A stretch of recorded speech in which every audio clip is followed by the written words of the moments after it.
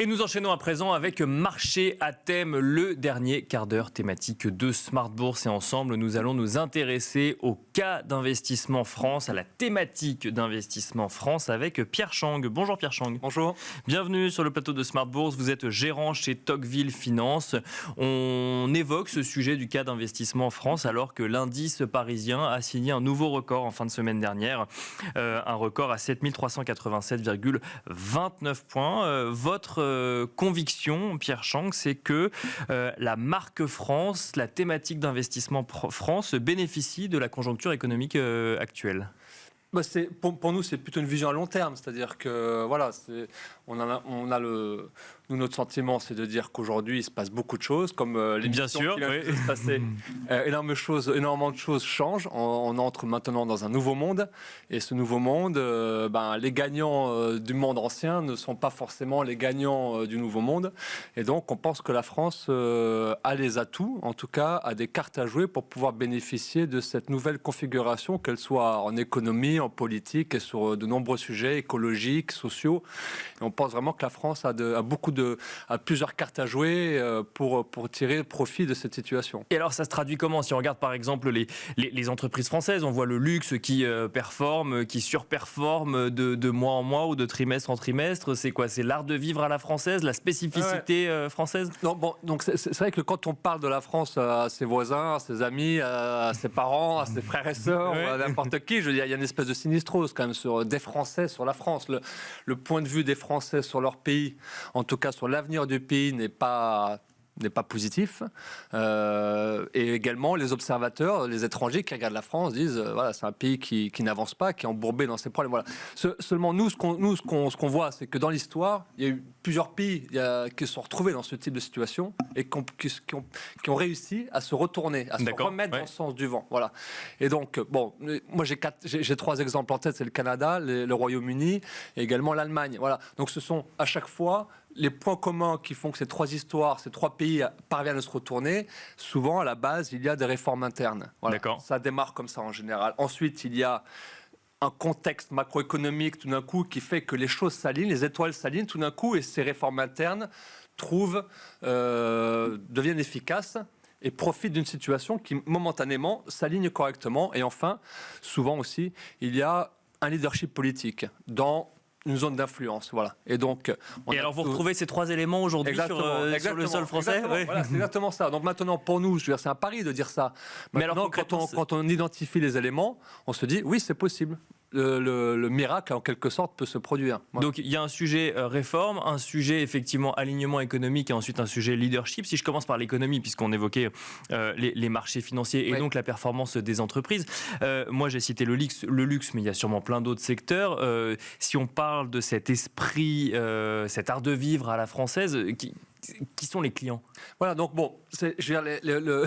la base de tout ça, c'est la classe moyenne mondiale. D'accord. La classe moyenne mondiale, elle est en forte croissance déjà depuis plusieurs années. En fait, c'est tout le phénomène du réveil des pays émergents, la Chine en tête, qui depuis les années 80 s'industrialise, se réveille, etc. Et donc, le sentiment également de déclassement des Occidentaux, comme les Français par exemple, on se sent déclassé, on sent qu'on est en train de perdre notre hégémonie mondiale, mais ça se traduit par une classe moyenne émergente qui grossit mondiale, exactement, qui grossit très très fort. Et donc on l'a vu pour ceux qui viennent à Paris régulièrement, on voit maintenant des Asiatiques dans les rues, des touristes asiatiques du Moyen-Orient, d'Amérique latine, des gens avant qui n'avaient pas les moyens de faire ces voyages-là. Voilà.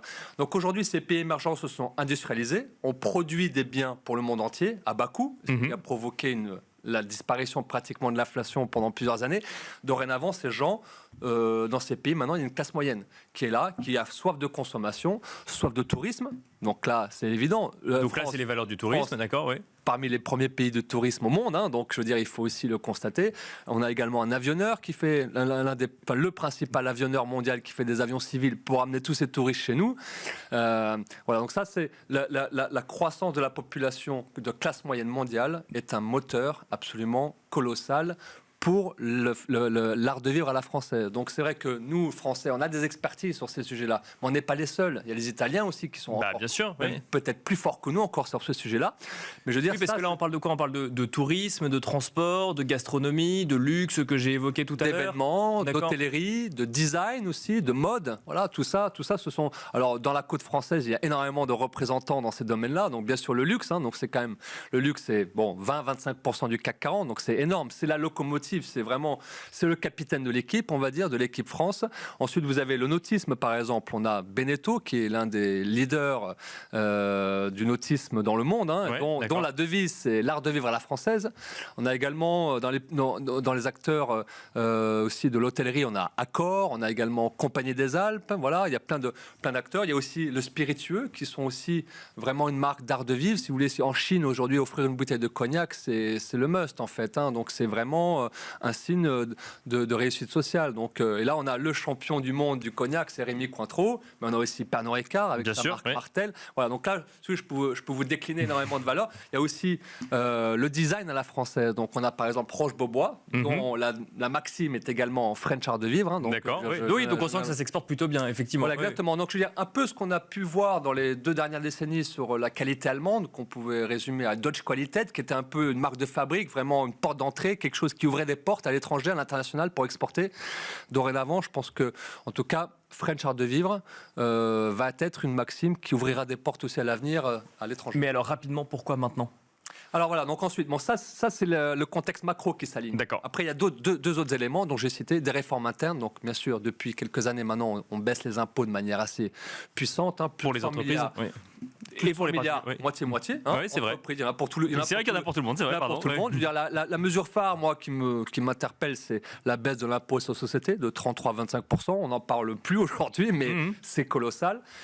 Également, le CICE, le crédit d'impôt pour la compétitivité de l'emploi, c'est 25 milliards d'euros qui ont été injectés pour les entreprises. Donc, voilà, tous ces éléments font que la compétitivité française, même si elle peut encore continuer à s'améliorer, en tout cas, ça donne une bouffée d'oxygène énorme pour les sociétés françaises pour créer de l'emploi en France. Donc ça, c'est un deuxième point. Donc les réformes internes, un contexte macro qui s'aligne. Et le dernier point, c'est un leadership politique. D'accord. Et là, pour un pays qui appartient à une union comme l'Union européenne, c'est fondamental de pouvoir influencer la construction de cette union à son avantage. Et on a vu que sur les 20 dernières années, l'influence allemande a été prépondérante. Mais quand je dis l'influence allemande, c'est les Allemands et leurs acolytes, bien sûr, ceux qui ont des économies qui ressemblent à l'économie allemande, donc les Pays-Bas en particulier, les pays scandinaves.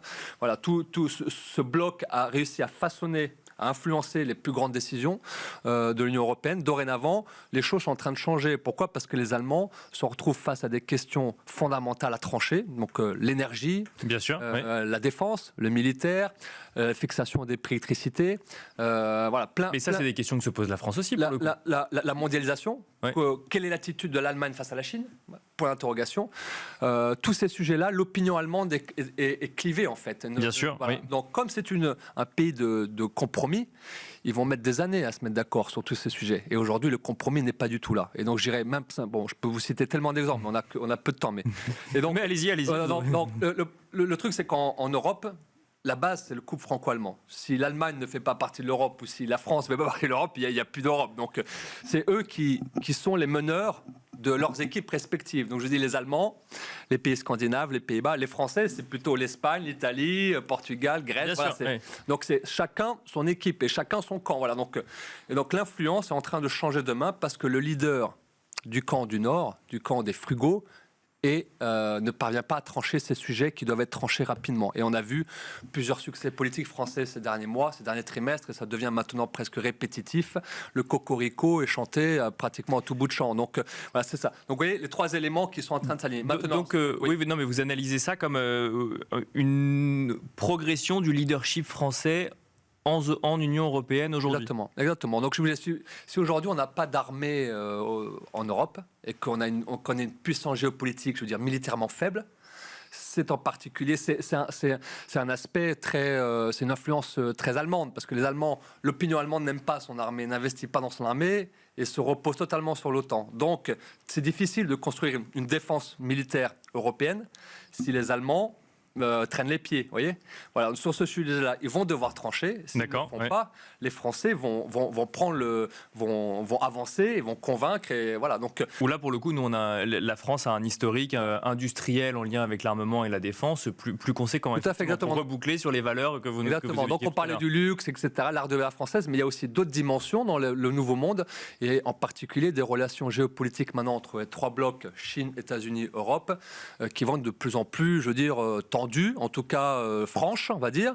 Et c'est vrai que l'armement est une donnée maintenant qui a été largement sous-estimée, sous-évaluée par le bloc européen, et qui dorénavant va revenir sur le devant de la scène. Et on l'a déjà vu, il y a plein d'actualités sur ce sujet-là. Et là, c'est vrai que les Français, pour un pays de la taille de la France, avoir son propre avion de chasse fait par des Français, par une industrie française, avoir aussi un acteur qui fait des missiles comme Airbus, avoir un Thales, voilà, avoir un Safran également. Voilà, donc il y a des représentants, il y a plusieurs représentants dans la côte française, et c'est pour un pays comme la France, en tout cas, si dorénavant l'armement, les budgets d'armement augmentent, ça sera positif pour l'industrie française, ça c'est sûr. Donc là, l'armement dans le CAC 40, c'est 7% du CAC 40, donc vous allez me dire c'est pas beaucoup, mais on va voir, il y a plein de start-up, on est aussi un pays qui peut faire quand même des sous-marins nucléaires, je veux dire, c'est pas donné à tous les pays de cette taille-là quand même. Hein. Donc le contexte actuel, alors évidemment c'est une vision long terme, est porteur pour les entreprises françaises qui s'exportaient déjà bien et qui vont s'exporter encore mieux, c'est ça qu'il faut comprendre. Voilà, donc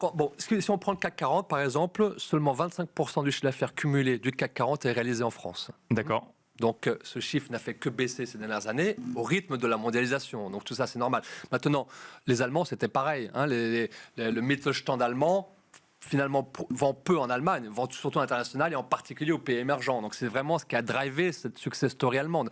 Donc ce qu'il faut, c'est que quand on va à l'international, qu'on se retrouve en concurrence avec d'autres entreprises d'autres nationalités, il faut pouvoir ouvrir la porte et gagner le contrat. Voilà. Donc moi, mon autre point de vue, c'est que si la France se relève, se redresse, affiche des performances économiques bonnes et apporte des expertises qui sont alignées avec l'air du temps, alors le regard de l'étranger par rapport aux expertises françaises va s'améliorer progressivement, et donc la maxime French art de vivre ou French armement ou je sais pas ce qu'on... Mais cette marque de fabrique française va vendre davantage de plus en plus à l'avenir. Merci beaucoup Pierre Chang d'être venu sur le plateau de Smart Bourse pour Merci le beaucoup. dernier quart d'heure thématique pour Marché à thème. Je rappelle que vous êtes gérant chez Tocqueville Finance. Merci à vous également de nous avoir suivis, et je vous donne rendez-vous demain à 12h30 en direct sur Bismart pour un nouveau numéro de Smart Bourse.